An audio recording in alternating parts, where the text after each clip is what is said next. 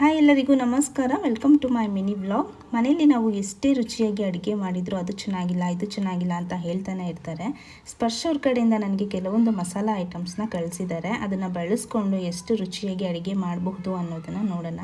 ಎಲ್ಲ ಮಸಾಲ ಪ್ರಾಡಕ್ಟಲ್ಲಿ Sparsh is the best ಅಂತ ನನ್ನ ಒಪಿನಿಯನ್. ಸೊ ಇದು ನಿಮಗೆ ಬೇಕಿದ್ದಲ್ಲಿ ಕೆಳಗಡೆ ID ಮೆನ್ಷನ್ ಮಾಡಿರ್ತೀನಿ, ನೀವು ಕೂಡ ತೊಗೊಳ್ಬೋದು. ಇಲ್ಲಿ ಸೋಯಾ ಚಂಕ್ಸ್ ಹಾಗೂ ಬಿರಿಯಾನಿ ಮಸಾಲಾನ ಕೊಟ್ಟಿದ್ದಾರೆ. ಸೋಯಾ ಚಂಕ್ಸ್ ಕ್ವಾಲಿಟಿ ಅಂತೂ ತುಂಬಾ ಚೆನ್ನಾಗಿದೆ. ಪಲಾವ್ಗೆ ಸೋಯಾನ ಬಳಸ್ಕೊಂಡು ಒಂದು ಪಲಾವ್ ರೆಸಿಪಿನ ಮಾಡ್ತಾಯಿದ್ದೀನಿ. ಇದಕ್ಕೆ 1 ಟೇಬಲ್ ಸ್ಪೂನ್ ಬಿರಿಯಾನಿ ಪೌಡರ್ನ ಹಾಕಿದ್ದೀನಿ.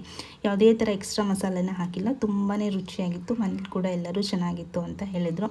ಅದಾದಮೇಲೆ ಕಬಾಬ್ ಪೌಡರ್ ಆ್ಯಂಡ್ ಇದಕ್ಕೆ 1 ಟೇಬಲ್ ಸ್ಪೂನ್ ಶುಂಠಿ ಬೆಳ್ಳುಳ್ಳಿ ಪೇಸ್ಟು, ಹಾಗೆ 3 ಟೇಬಲ್ ಸ್ಪೂನ್ ಕಬಾಬ್ ಪೌಡರು, ಒಂದು ಮೊಟ್ಟೆನ ಹಾಕಿ ಚೆನ್ನಾಗಿ ಮಿಕ್ಸ್ ಮಾಡಿಕೊಂಡೆ. ಇಲ್ಲಿ ಯಾವುದೇ ಥರ ಉಪ್ಪು ಖಾರ ಏನನ್ನೂ ಹಾಕಿಲ್ಲ, ಎಲ್ಲ ಸ್ಪರ್ಶ್ ಮಸಾಲದಲ್ಲೇ ಇರುತ್ತೆ.